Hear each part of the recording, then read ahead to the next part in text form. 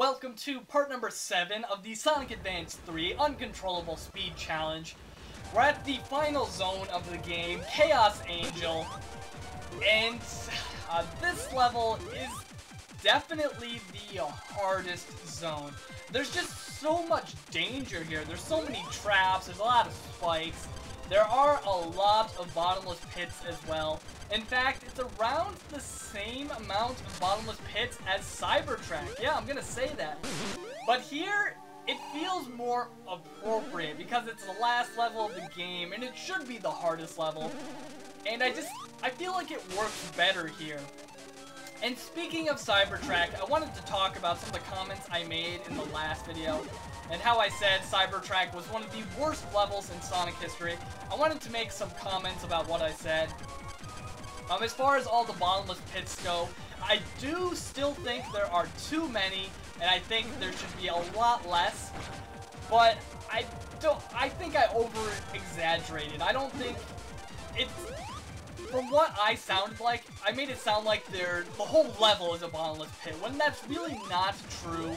There are a lot of safe areas, but there are also a lot of bottomless pits.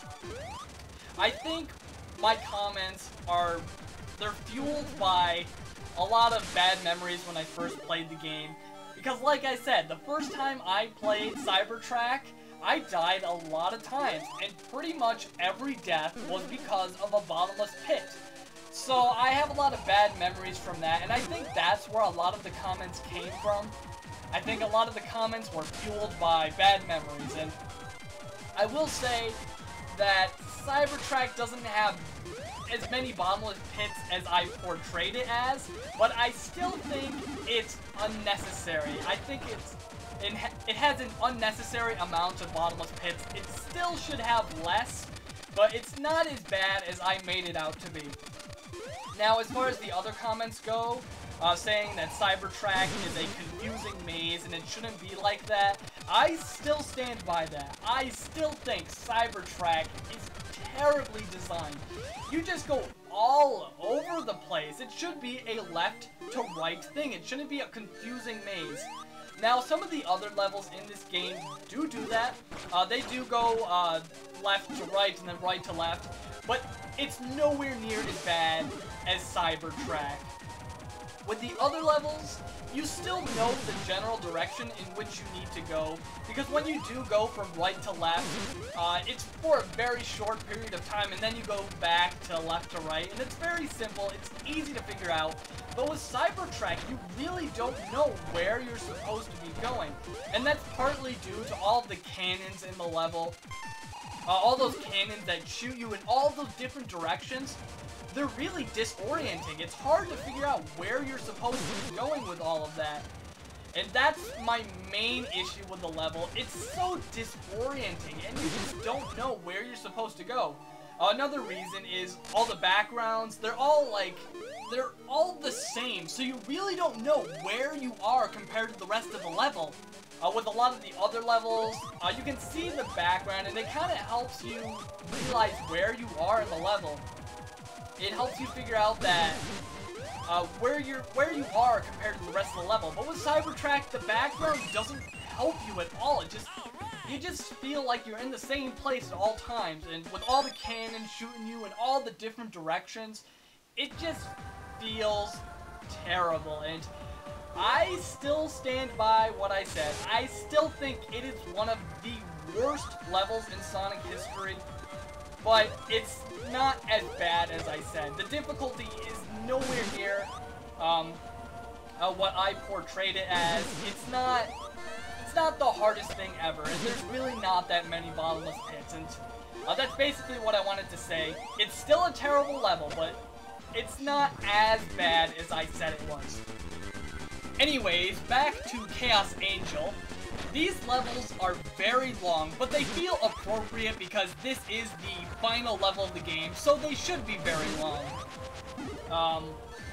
But I like Chaos Angel. I like the whole temple theme of it, and I think this is supposed to be like Angel Island or something like that. I forgot what this level is supposed to be. I don't really follow the whole story of Sonic because it's a Sonic game. It's a very colorful platformer with a blue hedgehog and a flying fox. I mean, I don't care about the story, I just like the fun gameplay. But if you happen to know what this is supposed to be, then tell me. But, this level, it feels alright to me. It feels pretty good. I like this level as a final level of the game, especially the music, which, once again, you can't really hear what it sounds like when it's really sped up. But the music feels, foreboding. It feels like you're at the final level. You feel like, the end is near, there's danger ahead, and, I really do like it. And, Act 3, which we haven't gotten to yet, Act 3 feels really cool because it's really different than the other two, and I feel like that's a problem with Sonic Advance 3. Each act really doesn't feel different than one another. It's really hard to distinguish them from each other. They feel so similar, and I guess that could be said with a lot of Sonic games, but this one in particular, all the levels just seem to blend in together. It just, rarely can I tell the difference between Act 1 and Act 3, unless there's some frustrating part that I remember. But other than that, they're generally just, they're very similar, and I can't really tell them apart. That's not really a bad thing, but I just wish that each act had some sort of, I don't want to say gimmick, but some sort of thing that set it apart from the other acts. And in Chaos Angel Act 3, you're going to be seeing how it's different than the other two, and I really like this change of pace. Although I feel like it shouldn't be the final level of the game where we see this, but I'll talk about that in a minute or two. But overall, I think Chaos Angel is a pretty good level. It feels appropriate as the final level of the game. It has some good challenge, nothing too unfair. You never really feel like your death was cheap. You feel like your death was fair, although there are some points with bottomless pits which kind of feel iffy, but it's appropriate for the final level of the game, and I really do like this level. Now, Chaos Angel Act 3, I like this change of pace. In the entire level, you are on this platform, and you have to dodge enemies and obstacles, and I really do like the change of pace. However, I don't think that this should be the final level of the game. This whole idea would have worked really well with Cybertrack. This should have been Cybertrack Act 3. I think that would have been perfect for Cybertrack. I feel like this is sort of not really a missed opportunity, but I feel like this level would have been better suited for Cybertrack instead of Chaos Angel. It's just, I don't know. I like the whole layout of it, but I don't think it fits with Chaos Angel. I think it would have been a better choice for Cybertrack. But besides that, it's still really cool. You kind of need to memorize it. I don't want to say memorize, but you need to know where you have to go. Otherwise, you're going to die. There's really not that much room for error, because there are some areas where you can get crushed, and other areas where you're going to get hit by spikes. And for the most part, if you get hit while you're on this platform, you are going to fall off. And that means you're going to die, because pretty much everything is a bottomless pit, but you know, I think it works for this level. I think it's okay. It's not too bad here. I'm really not a fan of all of this bottomless pit shenanigans, but for this level where you're on this floating platform, I think it's okay. And these falling rocks, I don't like these falling rocks. In fact, they were responsible for every single death in this level. I think I died 5-6 times. I got a couple of game overs.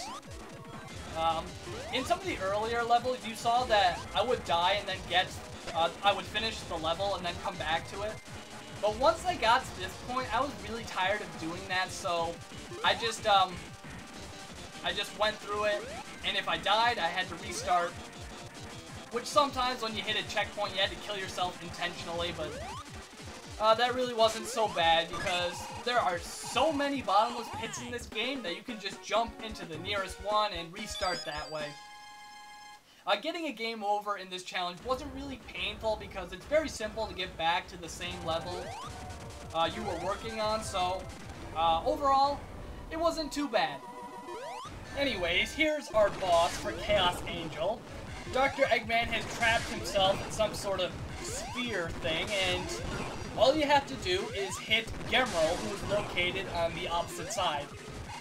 Now, every so often, Eggman will flip, and sometimes he'll do this attack where he just flips all over the place, but you can jump over that, don't worry. But, it's actually a very basic boss compared to what we've been seeing in some of the previous zones, like with Cybertruck and Toy Kingdom. This is a very basic boss, and to be honest, it's really not that hard. It's one of the easier bosses in the game, to be honest, and it's he really doesn't do anything new as the fight goes on. He'll just flip around, and that's pretty much it. Eggman doesn't really do much in this fight, and I don't know, it's kind of a disappointing battle, but he makes up for it with the next battle, the final battle of the game. And as far as the time limit goes, once again, I have no idea what it is, but if it's anything like the other levels, you really shouldn't worry about it. Anyways, in parts number 8, we will face off against the final boss of the game.